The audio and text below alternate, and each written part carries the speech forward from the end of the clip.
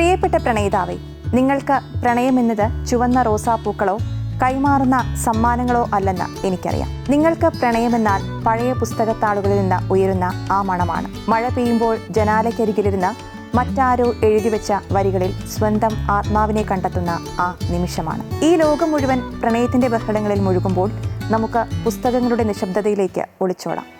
നാം എന്തിനാണ് വായിക്കുന്നത്? നമ്മൾ ഒറ്റയ്ക്കല്ല എന്നറിയാൻ. നമ്മുടെ ഉള്ളിലെ ഉണങ്ങാത്ത മുറിവുകൾക്ക് ലോകത്തിൻ്റെ ഏതോ ഒരു കോണിൽ മറ്റൊരാളും സാക്ഷിയായിരുന്നു എന്നറിയാൻ. ആത്മാവ് കൊണ്ട് നമ്മളെ പുണരുന്ന, വായിച്ചു തീർന്നാലും ഒരിക്കലും ഗുഡ് ബൈ പറയാത്ത ചില അനശ്വര പ്രണയങ്ങൾ. ഈ പ്രണയദിനത്തിൽ നമുക്ക് അവരെ കൂട്ടുപിടിക്കാം. നമുക്കാദ്യം ദസ്തയേവ്സ്കിയുടെ മഞ്ഞു വീഴുന്ന തെരുവുകളിലേക്ക് പോകാം. അവിടെ സെന്റ് പീറ്റേഴ്സ്ബർഗിലെ പാലത്തിൽ വെറും 4 രാത്രികൾ കൊണ്ട് പൂവിട്ട് കൊഴിഞ്ഞ ഒരു പ്രണയമുണ്ട്. ഒരു സ്വപ്നജീവിയും നാസ്തിയ എന്ന പെൺകുട്ടിയും തമ്മിലുള്ള ആത്മബന്ധം. ഒരു നിമിഷത്തെ സന്തോഷം, ഒരു മനുഷ്യായുസിന് അതുപോലെ എന്ന ചോദ്യം മാത്രം ബാക്കിയാക്കി മാഞ്ഞുപോയ വൈറ്റ് നൈറ്റ്സ്. അവിടുന്ന് മുറകാമിയുടെ നോർവീജിയൻ വുഡിലെ നിശബ്ദതയിലേക്ക്. 1960കളിലെ ജപ്പാൻ.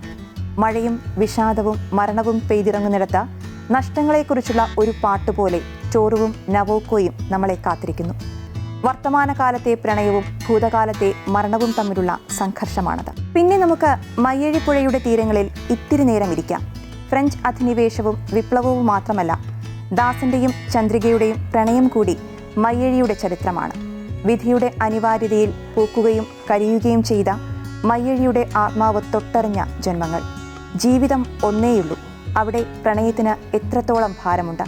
മിലൻ കുന്ദേരയുടെ ലോകത്ത് തോമസും തെരേസയും സബീനയും ചേർന്ന് നമ്മളോട് ചോദിക്കുന്നത് അതാണ്. അസ്തിത്വത്തിന്റെ ഭാരവും ലഘുത്വവും അളക്കുന്ന, ചിന്തിപ്പിക്കുന്ന ഒരിടം. അല്ലെങ്കിൽ ഇറ്റാലിയൻ റിവിയേരയിലെ വെയിൽ വീണ ഉച്ചനേരങ്ങളിലേക്ക് പോയാലോ? അവിടെ ഒരു വേനൽക്കാലം കൊണ്ട് ജീവിതം തന്നെ മാറ്റിമറിച്ച എലിയോയുടെയും ഒലിവറിന്റെയും പ്രണയമുണ്ട്. Call me by your name എന്ന് മന്ത്രിക്കുന്ന, പേരിടാനാവാത്ത വികാരങ്ങളുടെ വേലിയേറ്റം. അതുമല്ലെങ്കിൽ 19ാം നൂറ്റാണ്ടിലെ ബംഗാളിലെ ആ വലിയ വീട്ടിലേക്ക്. നഷ്ടനീഠത്തിൽ തിരക്കുകൾക്കിടയിൽ തനിച്ചായി പോയ ചാരുവിൻ്റെ സ്വർണ്ണക്കൂട്.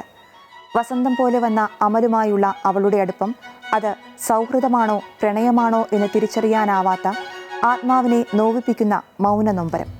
ഒടുവിൽ ഭൂമിയിൽ നിന്ന് ഒരുപാടകലെ സോളാരിസ് എന്ന സമുദ്രഗ്രഹത്തിന് മുകളിലെ ബഹിരാകാശ നിലയത്തിൽ മരിച്ചുപോയ പ്രിയതമയുടെ ഓർമ്മകൾ ജീവൻ വെച്ച് മുന്നിലെത്തുമ്പോൾ ക്രിസ് കെൽവിനെ പോലെ നമ്മളും പകച്ചുപോകും.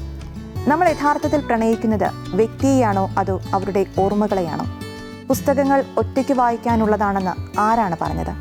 പരസ്പരം വായിച്ച് കേൾപ്പിക്കുമ്പോഴും ഒരേ പുസ്തകത്തിലെ വരികളെക്കുറിച്ച് തർക്കിക്കുമ്പോഴും മൗനമായിരുന്ന ഒരേ പേജിലൂടെ കണ്ണോടിക്കുമ്പോഴും പ്രണയത്തിന് മറ്റൊരാഴം ലഭിക്കുന്നു.